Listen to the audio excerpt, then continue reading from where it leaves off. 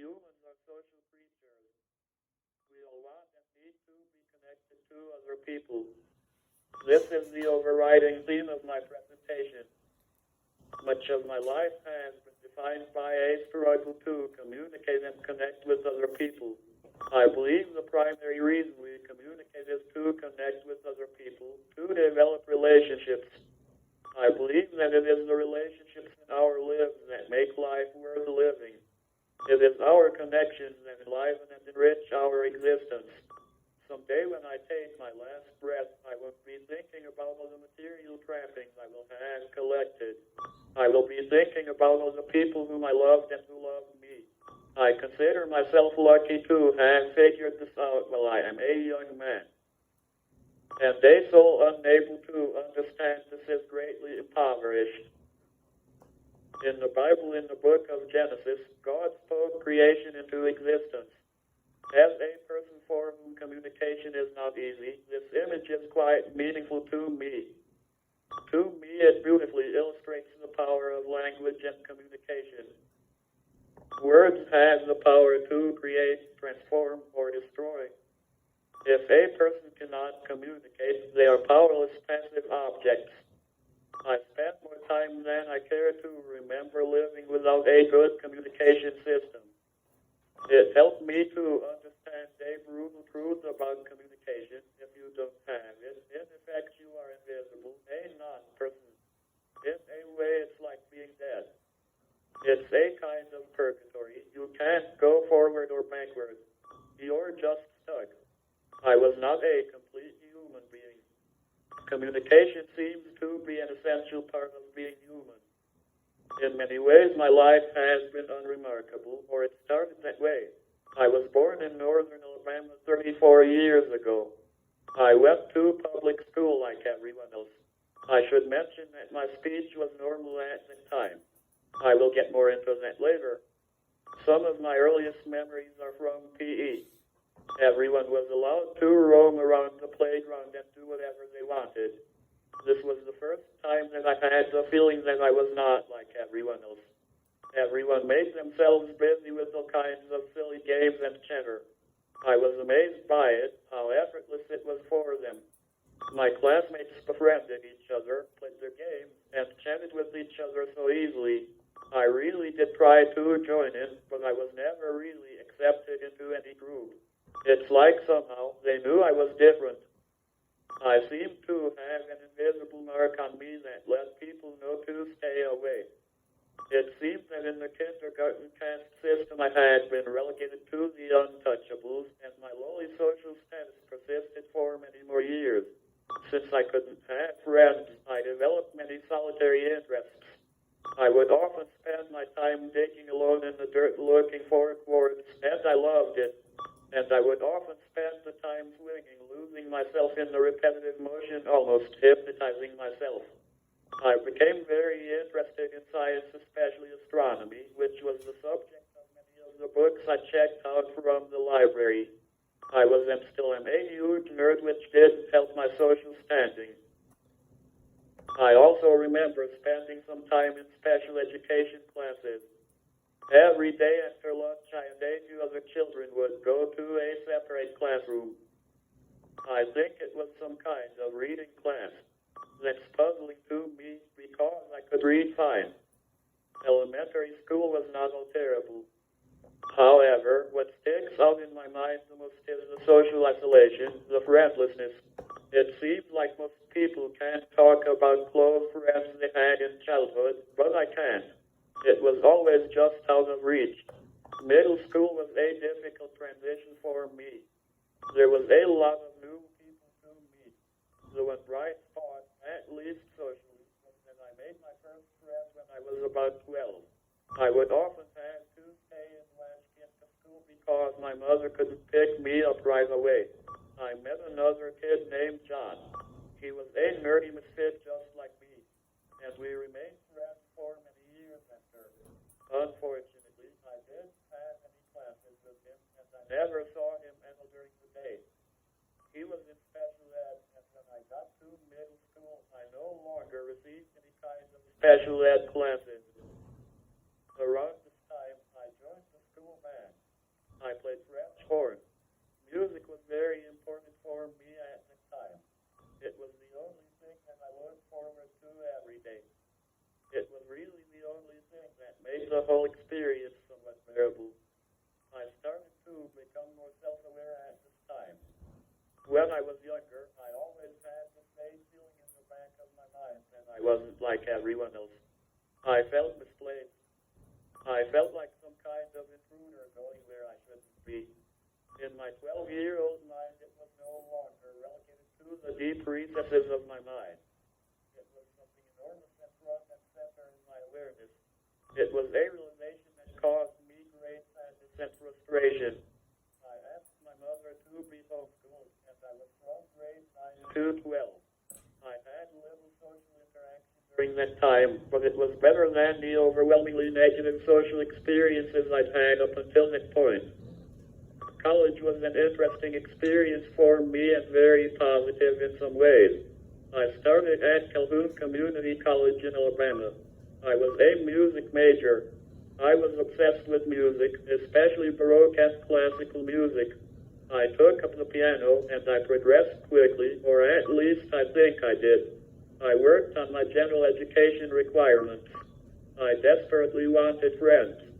When I went into college, for some reason I had this naive notion that college would be very different from my previous experience in public school in regards to my socialization. I thought that maybe I would finally be able to make friends. I was quickly disabused of the silly idea when I realized I was still just as clueless and awkward as I was when I was 12. It was a crushing realization, and there was no help. Where do you go to have someone teach you how to make friends? By this time, I couldn't deny that my speech was really starting to interfere with my life. It was the first time that I became aware that I had started to avoid interacting with people. It felt like being torn in half. I avoided asking or answering questions in class. In many ways, I felt like a prisoner. I was trapped behind a wall that no one could see. I felt some release through the music I played. It might sound funny, but in a way a piano was like an AAC device for me. I couldn't convey words, but I could convey feelings. During that time, I was often attracted to very stormy pieces. It matched very well with the frustration I often felt. At some point, I also decided to try art classes. I had the great fortune to meet a cheerful and eccentric teacher. To me, art was another means of expression which I badly needed. With music, I could tell people what was going on inside, but with art, I could show them. When people looked at my paintings, it felt like it was the only time that they really saw me. During this time, something important happened. I considered it a pivotal event. Through a complex series of events, I found myself in Birmingham, Alabama, in the office of a neuropsychologist. It was February 1st, 2006. I was 20 years old at the time. It was a cold, dreary day with an overcast sky. I went through about 8 hours of testing. He asked so many questions, and it was exhausting. On March 1st at about 10 a.m., my mother and I got a call from that neuropsychologist. I found out something I already knew, that I was on the autism spectrum. I had suspected it for many years, but then I knew for certain. I think many people would assume that that kind of news would be difficult to take in, but not for me. I was relieved in a way. I had felt like a freak all my life. I often got angry at myself. I would often think to myself, why can't you just be normal like everyone else? Finally, I knew I couldn't be normal because I just wasn't built that way. I finally understood why I was always out of step with the rest of the world, and why there always seemed to be a wall between me and everyone else. I was in my college's library one day. By chance, I saw an interesting book about assistive technology. I checked it out and read through it. There was a chapter in it about AAC. I also distinctly remember a picture of a Pathfinder. I remember thinking to myself, is that something that could help me? I was already familiar with AAC. The only person I knew about who used it was Stephen Hawking.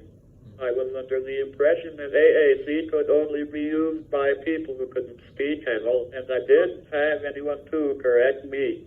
Even though I did take it too seriously at first, the idea stayed in the back of my mind. I wanted to take a little time to explain my communication challenges. People often seem confused by it, and in the past, I have probably not done a good job of explaining it. Starting sometime in middle school, when I would try to talk, I had this feeling of being stuck. I knew what I wanted to say, but I couldn't make my mouth do as I wanted. Over the years, it gradually got worse. The connection between my brain and mouth seemed to deteriorate. It usually did come out right, and there might be a significant delay in my response. I think a lot of people might not understand the mental and physical fatigue that comes with me trying to communicate verbally. Even if someone managed to understand me, speaking would still drain my energy quickly. As my energy drains, my intelligibility goes down with it. After getting most of my general education requirements, I transferred to the University of Alabama in Huntsville. I should point out that by the time I got there, I was almost entirely non-speaking, at least with anyone other than my immediate family. My time there was filled with extremes. It was very positive in some ways and quite negative in others. I was required to attend an orientation day before the semester started. One thing I remember is that they talked some about the fraternities and sororities. The idea of it was really attractive to me. Unfortunately, by the time I got to that school, I had no confidence left. I had spent many years accumulating innumerable social failures. I saw no reason why that time would be different. I couldn't bear any more disappointment. I think at the time I just gave up trying to make friends. I often felt like I was being tortured in a way. I looked around and saw everyone laughing, talking, forming relationships, but I was locked out. I wanted to have relationships. It was right there within arm's reach, and it was a cruel torture to know that I couldn't have it. There are some events that stand out in my memory, and it might seem surprising that I remember them. One day I was in a practice room in the music department. Someone opened the door. There was a skinny Asian guy who came in. He walked over and shook my hand. He told me his name was Paul. I think I told him my name, but I don't know if he understood me. He asked what I was working on. I think I just showed him the music. It was a Bach piece. He tried to engage me in conversation. I really wanted to talk to him. I wanted to tell him how much I loved Bach. I wanted to talk to him about the part that was giving me trouble. I would have loved to have maybe arranged a time and place to meet and chat or maybe practice together. He might have understood half of what little I said. At some point I just stopped making the effort. I was exhausted and humiliated, and I looked away from him. I wanted him to leave, and at the same time I wanted him to stay so badly. He probably got uncomfortable and excused himself. I remember feeling like such a jerk. I was so angry at myself. It felt like a door had been slammed in my face, an opportunity lost forever. Maybe we could have gone on to be good friends. Maybe we would still be friends now. I will never know. Similar experiences were to be repeated over and over again. Another experience that I remember vividly occurred when I was living in a dorm my last semester. They looked like old apartment buildings. The building next to mine was fraternity housing. Often at night they would congregate outside talking and laughing loudly. I would peep out the blinds in my dark bedroom and stare as long as they remained outside. I could have had that. Maybe I could have been one of them. Maybe I could have belonged somewhere. Instead, I was hiding behind a brick wall, a pathetic coward. I remember that when they would gather outside, I would feel a momentary excitement. I would imagine what it would be like to be one of them. My excitement quickly vanished when I remembered that they were over there and I was behind my wall, and that's just the way it was. Looking at them, I felt the same way I felt when I was a 6-year-old child on the playground. I lived on the periphery then, and I still did. I felt a crushing despair that I cannot convey with words, but yet I could not cry. I was disconnected from the outside and also from within.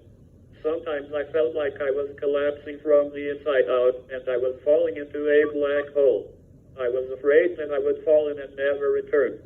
If anyone could have seen inside my head, it would have terrified them.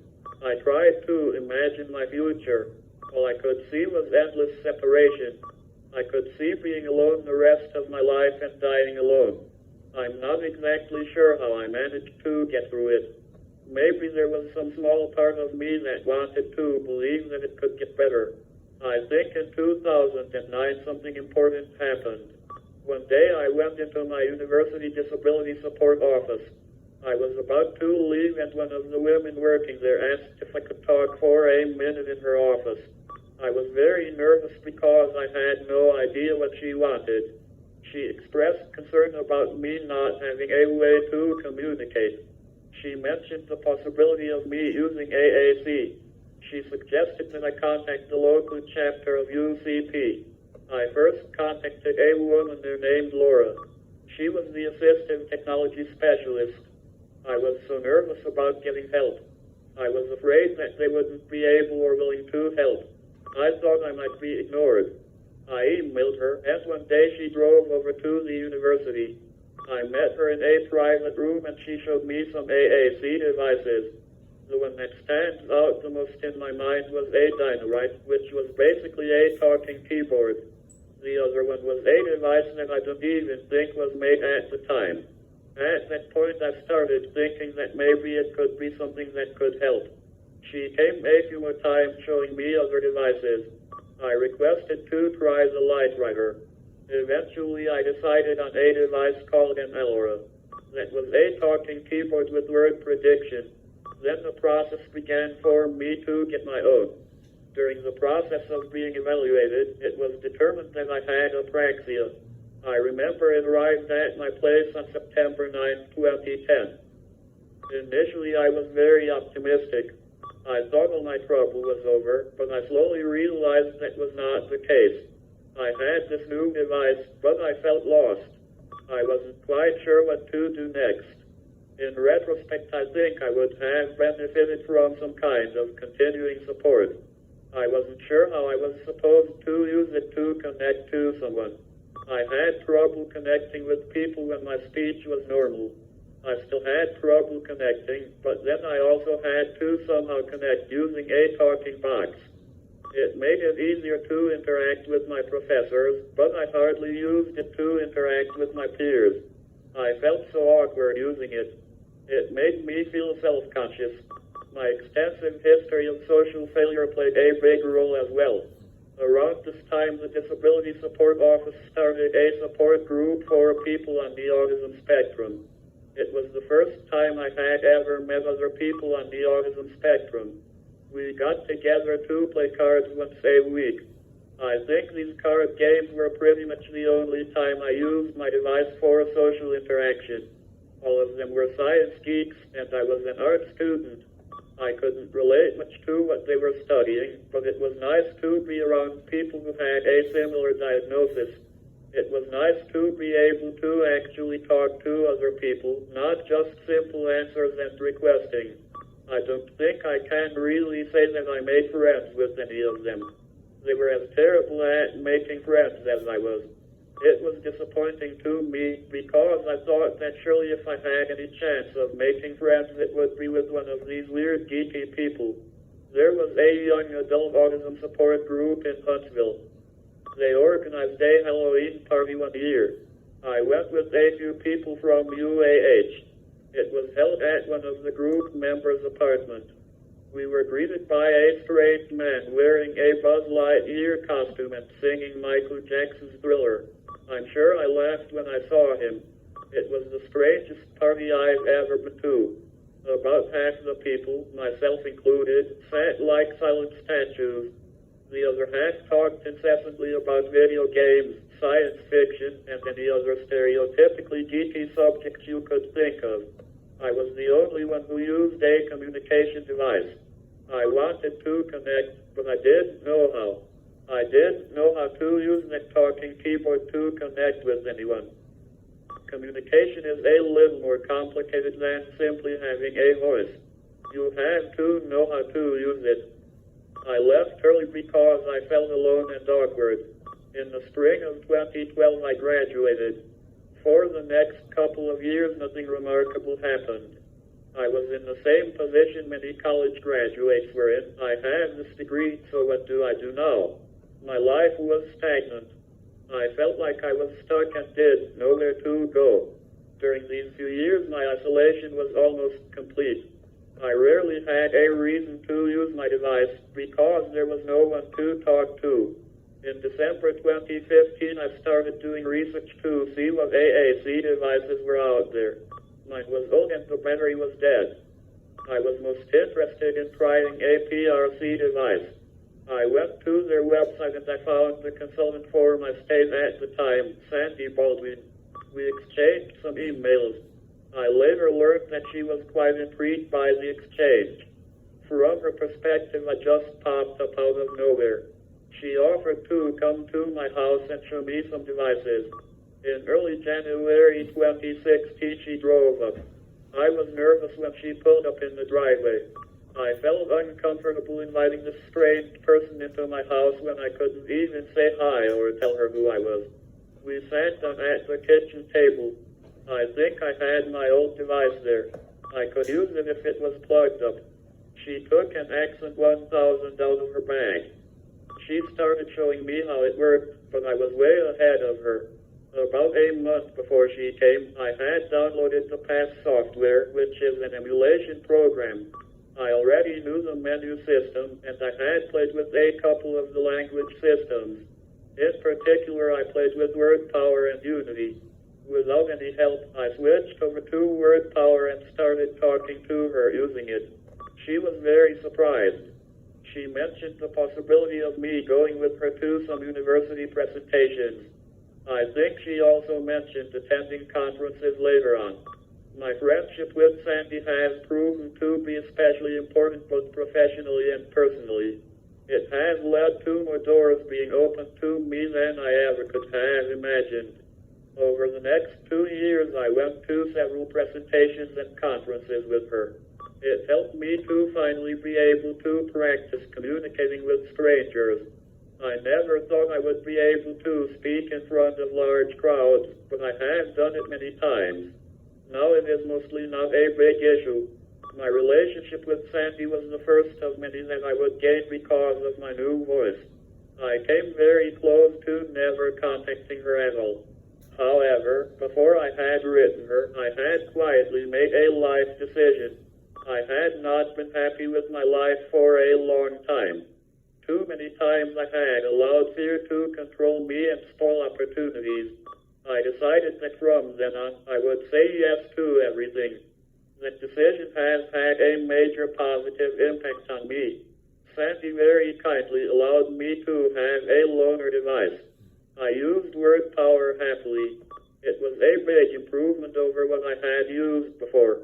In the spring of 2016, I got an email from PRC.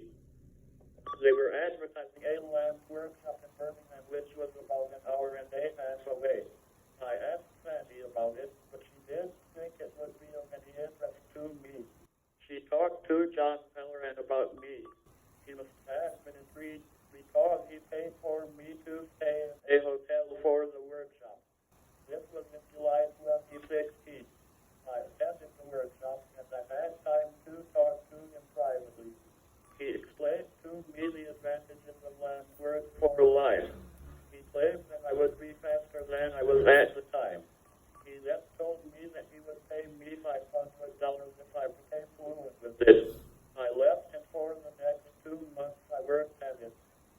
I took home a spiral-bound LAMP manual that is given out at the workshop. In the back is a word list. I went through that list again and again, learning where everything was. I would often talk to myself, and that seemed to help. 2 months later, in September, there was another LAMP workshop close to where I lived. I rode with Sandy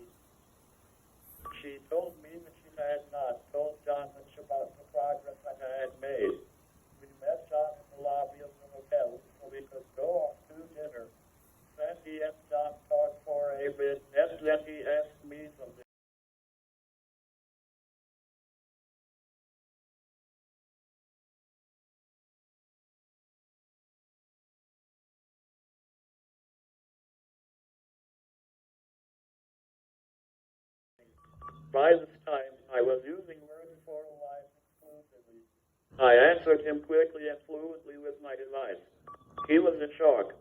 Over the next couple of hours, he was almost dumbfounded. It was pretty funny. He explained to me that it was very unusual for someone to become fluent in such a short time. There was quite a lot of chatter over dinner. There was talk about traveling, conferences, workshops, etc. I had developed another important relationship, and my ability to communicate was instrumental. In December 2016, I finally got my own Accent 1000. Up until then, I had been using loaners. In November 2017, I flew for the first time to Talking AAC in Michigan at MSU. I went there with some colorful women, Meredith Hankins and Melissa Pouncey. They made the whole trip so fun. I quite enjoyed the conference. I co-presented with Melissa. I got the opportunity to meet Chris Klein. He was a great person to chat with, although I don't understand his obsession with Star Wars. I think what I enjoyed the most was the dinners after the day was over. A bunch of us would pile into a restaurant and talk and enjoy great food. Rob and Peg and I sat next to each other. We both realized we really liked eating. It was nice to meet someone who wasn't afraid to eat. I got to know Rachel Langley and Kate Ahern. All of them were hilarious. Toward the end of the conference, either Robin or Rachel asked if I would be interested in doing the keynote the next year. I was surprised. I had never thought that I would do something like that. When I had presented anywhere up to that point, it was more of a supporting role. I remembered my earlier decision that I would say yes to everything, and I said yes to their offer. My first major conference was at ATIA 2018. I went with Cindy Halloran. We sat in the lobby for a while after checking in. I had several people come up and say hi. I think poor Cindy felt a little left out. Robin and Rachel were there. I got to meet several PRC consultants. Chris Klein and his wife Dawn were also there. I had so many wonderful social interactions. It is difficult to articulate all of them. I sat with Cindy in the Center for AAC and Autism booth. I had plenty of time to walk around. I was especially interested in the Eschenbach booth. It's a company that makes magnifiers for people with low vision. There was a man named Tim who was running the booth. I spent plenty of time asking him questions and bothering him. As usual, my favorite part was the food and conversation after the day was over. My life had certainly changed a lot since I was that quiet, depressed college student. I had met so many people. I actually had a community. I realized that being connected made such a huge difference to me, and it would have been impossible without communication.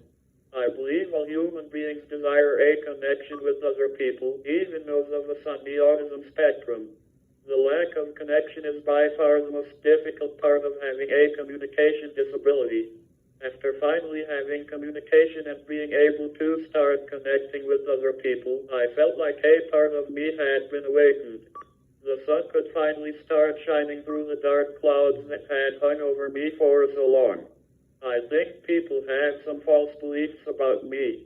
I think a lot of people assume that I wake up every day very depressed about the fact that verbal communication is so difficult. And they assume that it's something that's ever present in my conscious mind. It's not like that at all. It doesn't bother me to use a communication device. To me, it is normal, and I don't really think about it. It's the lack of connection that really bothers me. That is the cause of the real suffering. I taught myself a new and strange language system, and I practiced and practiced. I have worked to get faster for the last 3 years. I did it so that I could better connect with other people. That was always the goal. Maybe by talking about my experiences with AAC and specifically the problems I had with it, other people could avoid some of the things I had to deal with. One problem is actually getting access to AAC in the first place. My impression is that in at least some cases, the circle of people around a speech-impaired person are resistant to AAC. It reminds me of a man I knew. He had a type of progressive cerebral ataxia. Over a period of several years, I saw him go from walking with a slightly unsteady gait to using a power wheelchair. I remember that his daughter gave him grief about him using a wheelchair. She thought it meant he was giving up. I was a child, and it was obvious to me that walking was difficult and sometimes dangerous for him. She was terrified of the wheelchair because, to her, it was a tangible sign of the progression of his disease. It was a sign of defeat. It triggered in her a deep visceral fear that I think everyone has, the fear of the loss of control over one's own body. She was wrong. The wheelchair was a tool to allow him to be more independent, to be able to enjoy his life as much as he could. My attitude toward AAC is something along this line. I'm sure some people look at me using this talking box and feel sorry for me. In reality, my communication device is not a ball and chain. It has liberated me. If you are going to feel sorry for anyone, then feel sorry for the old me. Feel sorry for the person I was before I had a way to meaningfully communicate. He is the one who deserves pity, not me. Using an AAC device does not mean that you are giving up on speech. The research clearly indicates that AAC does not hinder the development of speech. If you withhold AAC intervention, it's possible that a child will start speaking eventually on their own. Even if they do, what are they missing out on? Can you imagine the anger and frustration? Of course, there are many people who will never be able to fully rely on verbal expression. There are many people, children and adults, walking around without a way to communicate. I think some of that can be blamed on people's reluctance to try AAC in the first place. I am going to speak in strong and perhaps harsh terms. People need to just get over the fear. You don't have the right to be afraid if the fear is causing someone to be deprived of the ability to communicate. You don't have the right to keep someone silenced and powerless. I know that verbal speech is desirable, but if it can't happen, isn't it better to use a talking box than to have nothing? As I found out from my own experience, implementation is another problem with AAC. After I got my device the first time, I didn't know what to do with it. Maybe it was assumed that because I was a grown man with normal intelligence and no significant physical disability, that I could just jump right into communicating. It was kind of like being thrown into the deep end of the pool when I didn't know how to swim. Getting the communication device is the easier part, although I'm sure if you had to fill out a funding packet, you might disagree. I think I would have greatly benefited from some kind of ongoing support, although saying exactly what that should have been is difficult. When I first started using my accent, I had a lot of conversations with Sandy. Until I met her, I rarely had a non-family member sit down and talk to me. We spent lots of time chatting when we were in the car, going to conferences, presentations, and sitting in restaurants. When I think about it, she was kind of my conversational wingman. She would talk to other people and bring me into the conversation. If I had been left to my own devices, I would have never had the courage to engage. Back in college, I think it would have helped if I could have had a way to practice more. It would have helped me build up confidence that I severely lacked. I have heard that some universities have a program that matches an autistic college student with a neurotypical student. The neurotypical student helps the autistic student with all aspects of college life, academic, social, etc. I think something like that could have helped me a lot with communication. Maybe it would have given me the confidence to branch out and talk to other people. I think something like this could be adapted for all levels of education from elementary to university. I'm sure something similar could be created for adult AAC users in the community. It's probably correct to say that most AAC users struggle with social inclusion to some degree or another. Having having a ready-made, patient, understanding communication partner could be so helpful. I believe mentorship is the most powerful tool to help AAC users really use their system to the fullest. Not long ago, I was visiting an elementary school close to where I live. I went to a LAMP training to help out. The staff were learning about a little girl's AAC system. Afterwards, I went with her mother to visit her class. All the children were coloring. The mother invited the children to come over and look at her device. It was so nice to see them crowded around her and playing with her device. It was wonderful to see them interacting with her and accepting her. It's the sort of thing I want to see more often. It's a sign of progress.